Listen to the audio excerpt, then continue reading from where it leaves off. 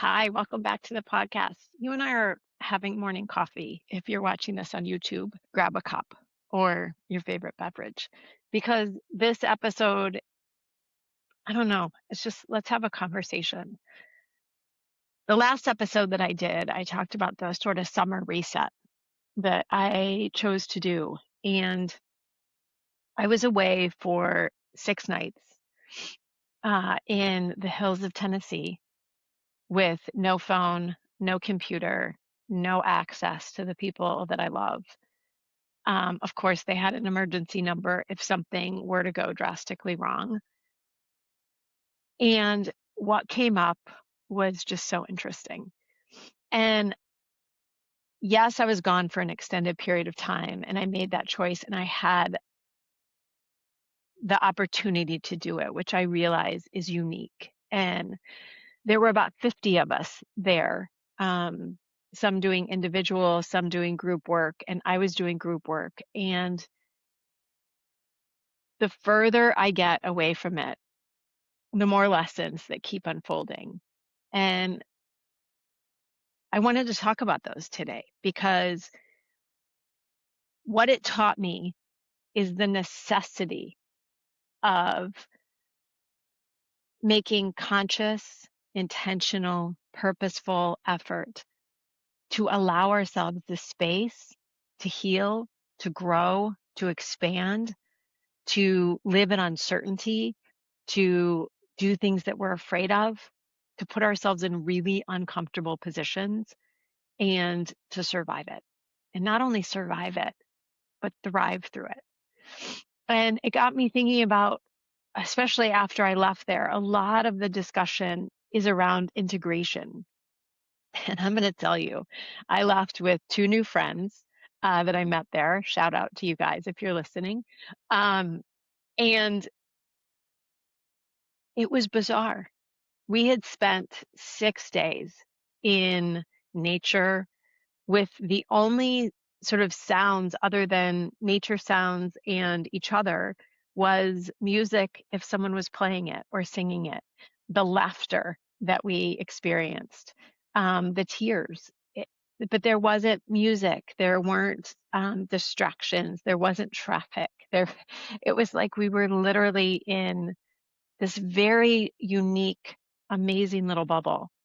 But when we got thrown out of it back into the common world, as they call it, um, it was shocking. And it took me a few days to acclimate to just the noise around me, just the amount of people around me. Going from there into the airport, holy moly, was an experience. Thank goodness I had my new friends with me because we sort of just stuck together in a little pod and got through the airport. And it was unique. So why am I telling you all this? Well, I just wanted to share what I learned because I'm taking these lessons away and I think that they are really relevant to all of us, especially midlife women, because I met a lot of them there. And some of their stories really touched me. Some of them broke my heart, and a lot of them just inspired me. And so I wanted to talk about it here, kind of a few of the nuggets and the lessons that I'm taking away. And I know that it will continue to unfold. So if you don't have your coffee, I'm going to take a little coffee break. It's morning. I did hot Pilates this morning, which was incredible, but at 6 a.m. So I'm still on a little bit of a slow start. And I think that brings me to sort of one of the first things that I really am taking away is that presence and having presence, being in the moment is the work, right? In small ways, in big ways, but it's allowing ourselves to have the spaciousness for real connection, for real healing. And that gets built kind of moment by moment. And yes, while I was there, there were huge breakthroughs, right? Watching people just have massive breakthroughs was incredible. But a lot of the healing also happened in the little choices where we were actually present with one another and with ourselves. I mean, I think one of the things that I'm really taking away is, yes, the work that we did in group was extraordinary and forever changed me. But also what changed me was having that intentional space, having time for meals. Nobody had a phone, nobody had a distraction. All we had was each other. And we were all strangers, but not by the end of it. And we had real conversation. We savored our meals. We talked about it, right? Like, and we took walks. I got to play with the animals that were there. I got to play with the horses, which was so much fun. Um, I went running every day and walking and made some new friends that I ran with. And Kayla, the amazing, beautiful girl in the coffee shop that made us the most delicious coffees every day. It was those little moments of connection, of really seeing one another because we were present in the moment we were in. At night, there's nothing else to do, right? There's no distraction. Sometimes people would pick up a guitar or be at the piano. There were always 12-step meetings in the evenings, but we also had games, right? Silly games that we would end up were so much fun. One night it's not that we were bored, but you've got to get creative. So we're playing cornhole for the millionth time. And so we decided to do trick cornhole, which, let me tell you, got very interesting very quickly. We nearly hurt ourselves many times. But that night, we sat around the fire with laughing so hard, our stomachs ached. I mean, literally, we were in pain because we had been laughing for so long and so hard. And I thought, I can't remember the last time that I laughed that hard. And that is present moment. That is presence. That is healing in the moment. And it was such a gift, such a gift. I think one of the other things that I really am walking away understanding is that healing happens when we witness other people healing. It sort of teaches us how to move through the process. We all have a tendency to compare our pain and say, oh, well, mine isn't as bad as someone else, or believing that ours is the worst. And everybody's kind of wired that way. Our brains are wired for that. But we can't let ourselves compare it because watching someone else navigate their healing helps us make our own connections. It's like we find our own affirmation inside of that. We find empathy. We find compassion. We find community. And when we can watch others do it, it teaches us how to. And I think that was one of the biggest things is, yes, I had incredible breakthroughs. Yes, I saw patterns that I have been wondering, like, why do I do that in relationship? Why can I not figure this thing out? And some of those connections were made, and I am so, so grateful. But a lot of it happened watching other people in their rawness, in their truth, in their vulnerability, because we created such a safe space for one another. And what a gift. What a gift. And I think what I'm taking away from that is really how important community is for us, especially in midlife, when we're challenging these sort of dynamics, when we're challenging the roles, when we're challenging the expectations, when our life feels like it's flipping upside down, we tend to go inward, right? And try to quote unquote figure it out. But really, the figuring it out happens in community with other people. It's why I have my program Led from Within. It's why I coach. It's why I'm doing my master's in counseling, because we heal in relationship with one another. Period. End of story. Can we make changes on our own? Yeah, we can. But those lasting, deep changes happen through relationship and connection and witnessing others. I think one of the other things that I really learned is a mantra that they have there, and I'm taking away, and I have a picture now on my bathroom counter to remind me that you are not responsible for what happens to you.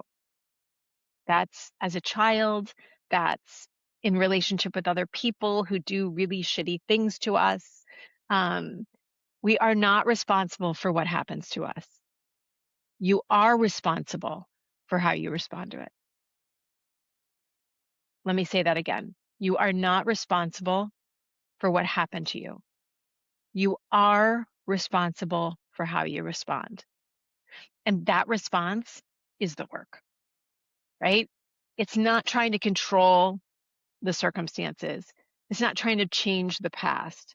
It's not trying to convince someone that they're right or they're wrong, but it's owning what you do with the feelings and then the outcomes and symptoms that those feelings create in your own life.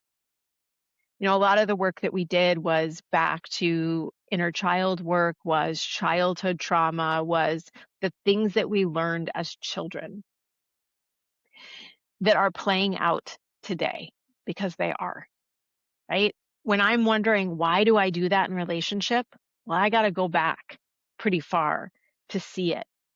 And I can see then what feelings were wired into me and how those feelings are now playing out in present day.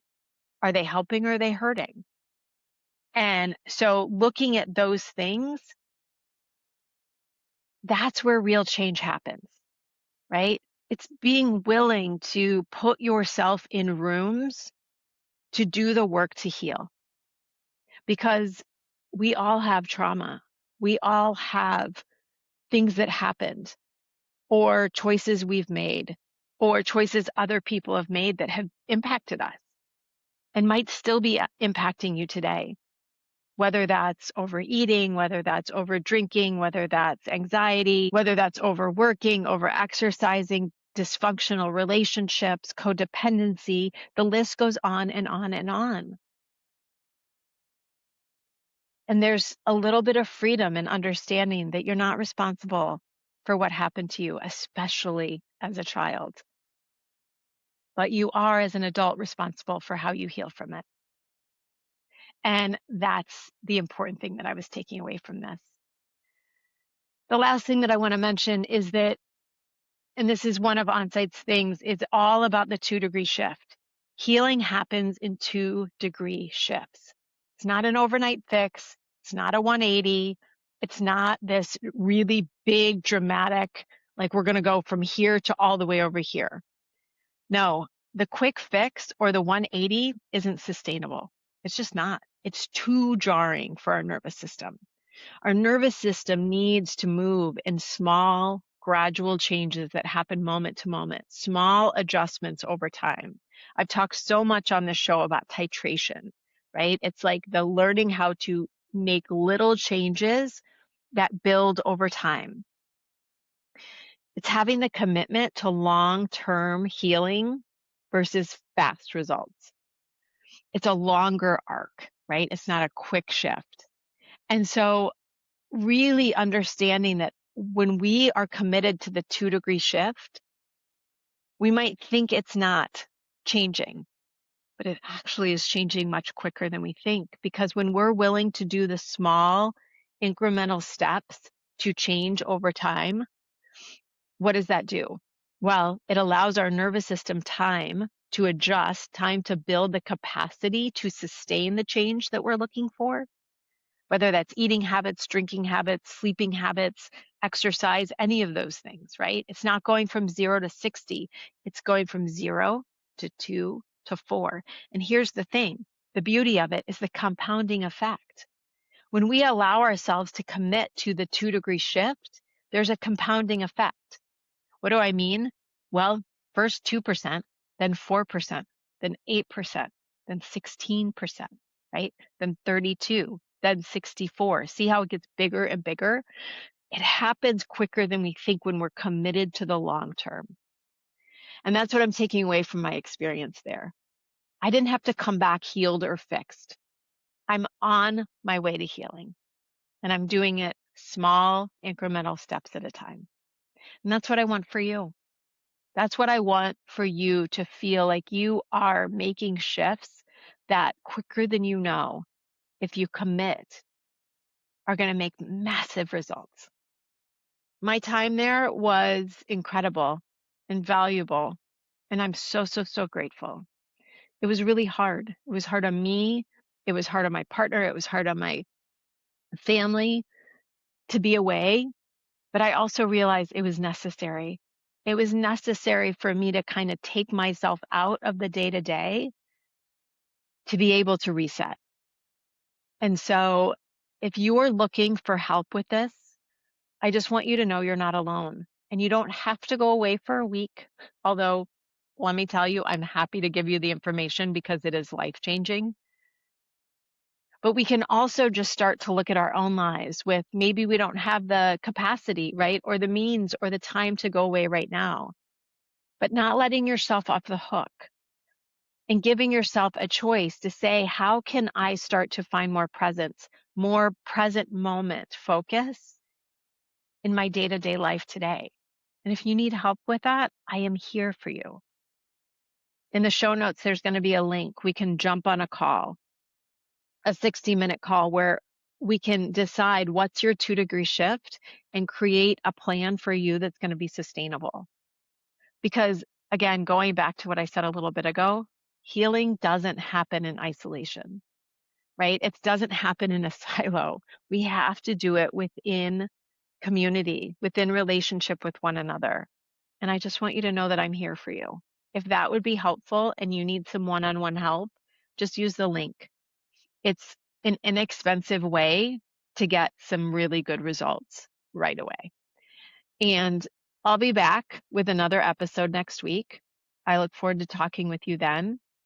And until then, just remember, you have the choice to change anything and everything in your life.